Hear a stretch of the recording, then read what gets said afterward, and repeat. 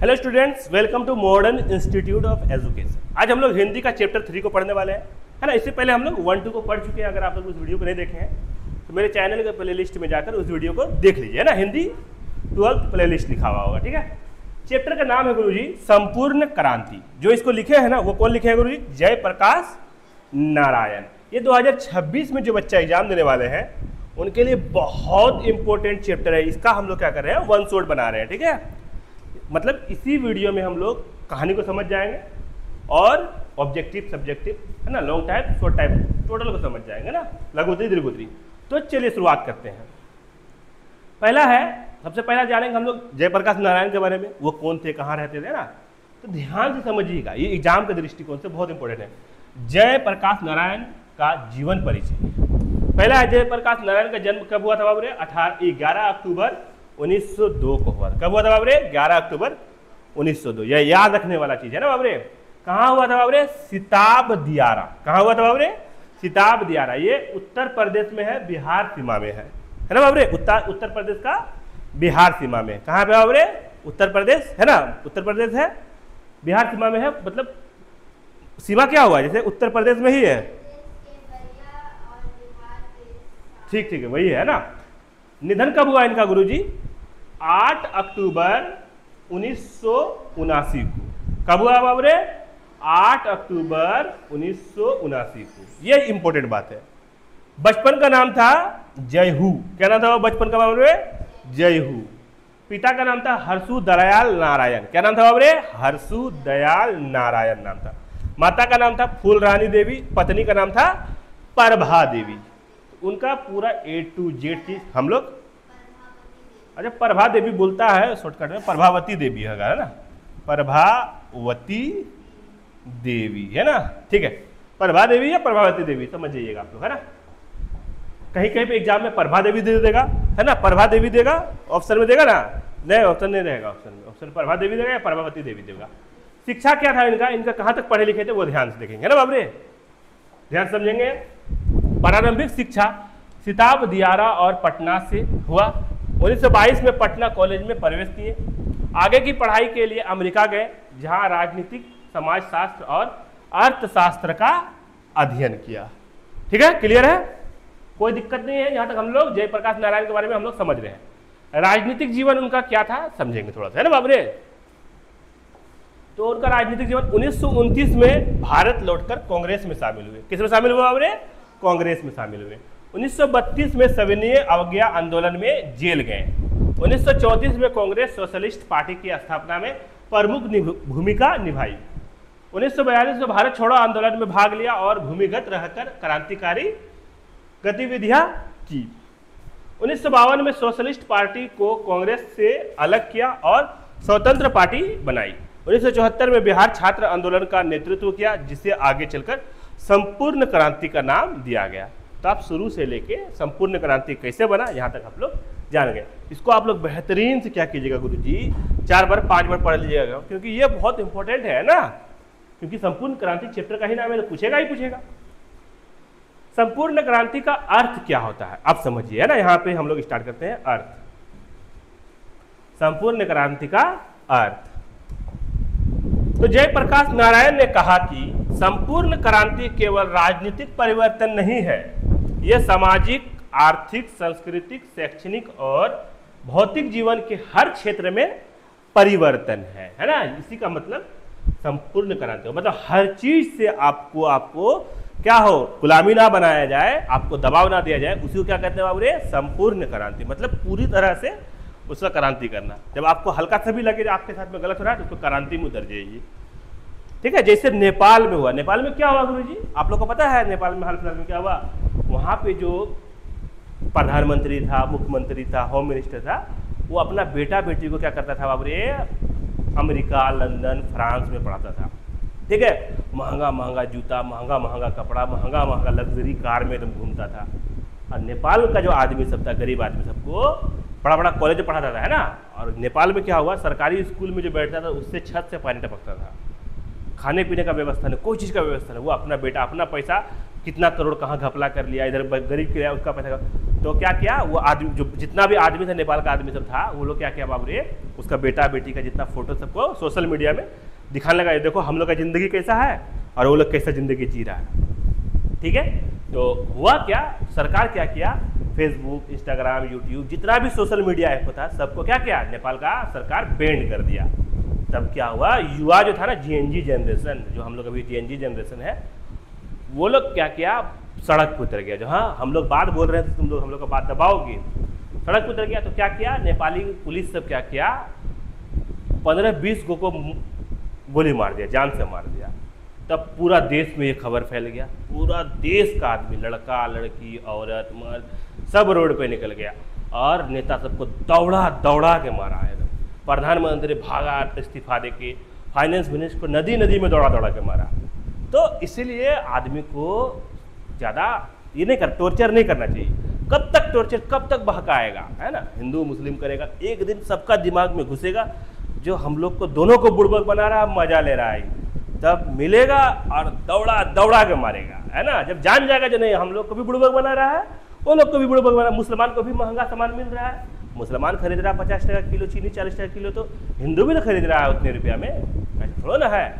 तो या तो क्या पेट्रोल इतना महंगा हो गया, और भी बहुत सारा चीज़ आप देखिए कितना महंगा हो गया पहले के हिसाब से। तो सबको अभी दिमाग नहीं खुल रहा है, दिमाग जिस दिन खुल गया दोनों का सपोर्ट में आया, उसके बाद जो नेपाल में हुआ धुआंधार होगा ऐसे, है ना।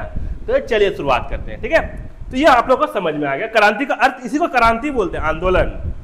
मारो धुआंधार, बाद में देखा जाएगा, पूरा मारा, अभी नेपाल को पूरा साफ सफाई कर रहा है वही लोग जलाया, पूरा उड़ा दिया, घर उर सब उड़ा दिया। अब सही कर रहा है, अब पूरा मस्त चलेगा। अब डर जाएगा ना, अब जानेगा जो हम लोग महंगाई करेंगे या गरीब के साथ में अन्याय करेंगे तो क्या करेगा, आप समझ गया ना वो लोग। इसलिए जरूरी है, ऐसा हुआ है हमेशा, बांग्लादेश में भी ऐसा हुआ है, इंडिया में भी हुआ है एक बार। कब, जब अंग्रेज बहुत सताने लगा, तब पूरा इंडिया का आदमी निकल गया, दौड़ा दौड़ा के मारा वो लोग, तब नया तो भागा गया। तो इसलिए ज़्यादा आदमी को टॉर्चर नहीं करना चाहिए। कब तक बर्दाश्त करेगा, जब तक बर्दाश्त का क्षमता है। चलिए, संपूर्ण क्रांति के क्षेत्र, पहला है हम लोग का राजनीतिक क्रांति, भ्रष्टाचार का अंत। 2 नंबर है सामाजिक क्रांति, जातिवाद भेदभाव का अंत। तीसरा है हम लोग का आर्थिक क्रांति, गरीबी हटाना, समानता लाना। चौथा है शैक्षणिक क्रांति, नई शिक्षा व्यवस्था। 5वां है सांस्कृतिक क्रांति, नैतिकता और मूल्यों की रक्षा करना। इतना सारा क्रांति हम लोग का जीवन में है। राजनीतिक क्रांति से भ्रष्टाचार का अंत होता है, जो ज्यादा पैसा खा लेता है ना। भ्रष्टाचार क्या, कोई चीज का फंड आया गरीब के लिए, सब पैसा खा गया, उसी को बोलते हैं बाबू रे भ्रष्टाचार कहते हैं। तो क्रांति होता है, भयंकर होता है। अभी का जमाना, कल परसों का बात बताया आपको हम, नेपाल में, जो नेपाल में हुआ। प्रमुख रचनाएं, वो कौन कौन सा कहानी को लिखे, तो उनका पहला रचना है, कौन कौन सा, संपूर्ण क्रांति तो लिखे ही लिखे। प्रमुख रचना उसका बहुत बहुत फेमस हुआ, लोकतंत्र बनाम तानाशाही। तानाशाही क्या हुआ, कोई भी नियम निकाला, हाँ वही होगा, अब जनता का बात नहीं मानता, उसी को क्या बोलते हैं, तानाशाही बोलते हैं। पेट्रोल 120 टका लीटर तो 120 टका लीटर। हम लोग से गरीब देश है नेपाल, वहाँ जाइएगा 90 टका लीटर मिलेगा, और हम लोग का देश से खरीदता है नेपाल वाला, वहाँ पर 90 रुपया मिल रहा है, और हम लोग का देश में कितना मिल रहा है, 120 रुपया मिल रहा है। समझ लीजिए 30 रुपया का फर्क हो जा रहा है। खरीदता कितना में है, 20 टका 30 टका में खरीदता लीटर, बेचता कितना में, 120 रुपया में। तो ये हुआ तानाशाही, कोई कुछ बोलेगा गोली मार दिया। निर्दलीय लोकतंत्र है ना बाबू रे। तीसरा है भारत का भविष्य। ये 3 को कहानी किताब लिखा, वो बहुत फेमस हुआ। कौन, जयप्रकाश नारायण, जो संपूर्ण क्रांति लिखे। योगदान और महत्व, वो क्या क्या योगदान दिए, ध्यान से समझेंगे ना बाबू रे। तो पहला तो हम लोग का स्वतंत्रता संग्राम में वीर सेनानी थे, मतलब आज़ादी जो हुआ उसमें वीर सेनानी थे, वो लोकनायक की उपाधि पाई। 3 नंबर भ्रष्टाचार के खिलाफ आवाज उठाई। 4 नंबर संपूर्ण क्रांति का नारा देकर नई चेतना जगाई। 5वां नंबर जनता पार्टी के गठन में महत्वपूर्ण भूमिका। ये इनका योगदान था, है ना, इनका जयप्रकाश नारायण का। चलिए यहाँ पे हम लोग आ जाते हैं अब ऑब्जेक्टिव की तरफ, ठीक है। तो स्टार्ट किया जाए ऑब्जेक्टिव। पहला ऑब्जेक्टिव कह रहा है जयप्रकाश नारायण का जन्म कब हुआ था, कब हुआ था बाबू रे, 1902 में। आगे वाला क्वेश्चन देख लेते हैं हम लोग, जयप्रकाश नारायण का जन्म कहाँ हुआ था, तो सिताब दियारा में हुआ था। याद रहेगा बाबू रे, रहेगा। जयप्रकाश नारायण को किस उपाधि से जाना जाता है? तो किस उपाधि से जाना जाता है? लोक नायक। चलिए, जयप्रकाश नारायण ने अमेरिका में कौन सा विषय पढ़ा? तो कौन सा पढ़ा? समाज शास्त्र, राजनीतिक और अर्थशास्त्र के बारे में पढ़ा। याद रहेगा? बोलिए हाँ। 5 नंबर, 1934 में किस पार्टी की स्थापना में जयप्रकाश नारायण की प्रमुख भूमिका रही? तो कौन सी पार्टी बाबू रे? Congress socialist party. ठीक है, आगे वाला क्वेश्चन देख लेते हैं बाबू हम लोग। कह रहा संपूर्ण क्रांति का नारा कब दिया गया? 1974 में दिया गया। आगे वाला क्वेश्चन देख लेते हैं 7 नंबर। भारत छोड़ो आंदोलन कब हुआ? तो 1942 में। संपूर्ण क्रांति का उद्देश्य था संपूर्ण जीवन क्षेत्रों में परिवर्तन, हर चीज में परिवर्तन लाना, उसी को बोलते हैं संपूर्ण क्रांति। जयप्रकाश नारायण की पत्नी का नाम था प्रभा देवी या प्रभावती देवी, जो आएगा मार दीजिएगा। ठीक है, समझ गए ना बाबू रे? ठीक है। जयप्रकाश नारायण का निधन कब हुआ? कब मर गए? तो 1979 में उनका निधन हो गया। ठीक है, चलिए यहां से हम लोग क्या करेंगे बाबू? 2 नंबरिया लघुत्तरी क्वेश्चन की तरफ हम लोग बढ़ जाएंगे। पहला क्वेश्चन क्या रहा गुरु जी? जयप्रकाश नारायण का जन्म कब और कहां हुआ? तो 11 अक्टूबर 1902 में सिताब दियारा, उत्तर प्रदेश बिहार सीमा में इनका जन्म हुआ है ना। 2 नंबर का जयप्रकाश नारायण को लोक नायक क्यों कहा जाता है? तो उसका आंसर दीजिएगा गुरु जी। क्योंकि उन्होंने संपूर्ण क्रांति का नारा देकर जनता को संगठित किया और भ्रष्टाचार के खिलाफ संघर्ष किया। 3 नंबर का संपूर्ण क्रांति से क्या तात्पर्य है? जीवन के सभी क्षेत्रों, राजनीतिक, सामाजिक, आर्थिक, शैक्षणिक और सांस्कृतिक में परिवर्तन, इसी को क्या कहते हैं हम लोग? संपूर्ण क्रांति कहते हैं। अगला है 4 नंबर। 4 नंबर कह रहा है गुरुजी, जयप्रकाश नारायण ने अमेरिका में क्या अध्ययन किया? तो देखिएगा, जयप्रकाश नारायण ने अमेरिका में राजनीतिक, समाजशास्त्र और अर्थशास्त्र का अध्ययन किया। 1934 में जयप्रकाश नारायण में कौन सी पार्टी बनाई? तो 1934 में जयप्रकाश नारायण ने कांग्रेस सोशलिस्ट पार्टी बनाई। 6 नंबर, भारत छोड़ो आंदोलन में जयप्रकाश नारायण की भूमिका क्या थी? तो उन्होंने भूमिगत रहकर आंदोलन का नेतृत्व दिया।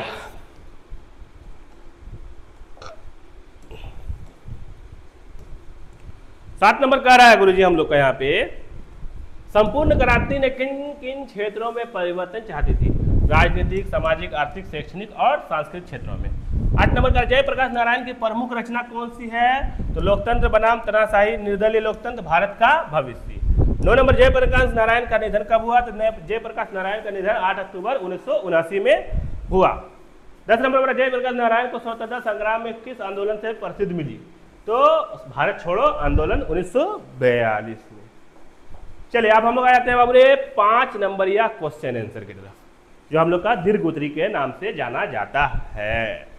पहला क्वेश्चन है, जयप्रकाश नारायण के राजनीतिक जीवन का संक्षिप्त वर्णन लिखिए। पूरा जीवन में वो क्या क्या किए उसके बारे में लिखिए, ऐसा बोलता है क्वेश्चन पूछता है।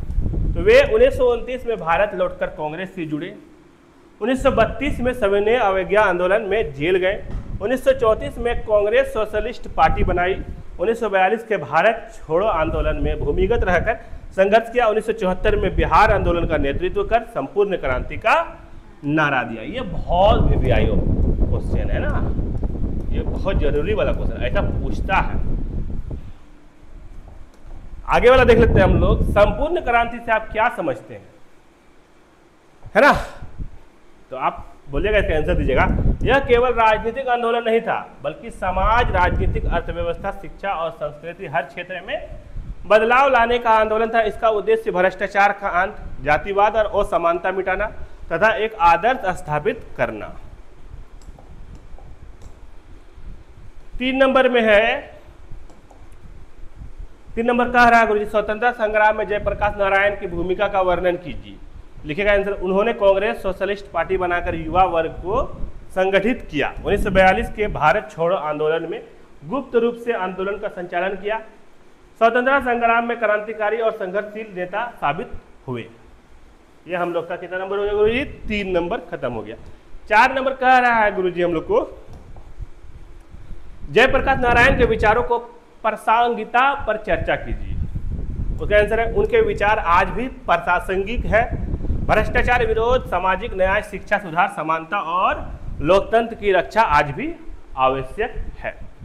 यहाँ पे हम लोग का 4 नंबर खत्म होता है। लास्ट क्वेश्चन है, जयप्रकाश नारायण को लोकनायक क्यों कहा गया है ना? ये भी बहुत इंपॉर्टेंट क्वेश्चन है, ये भी आ सकता है एग्जाम में ना। तो क्योंकि उन्होंने जनता के अधिकारों के लिए संघर्ष किया, संपूर्ण क्रांति का नारा देकर जनता को संगठित किया और तानाशाही व भ्रष्टाचारी के खिलाफ आवाज उठाई।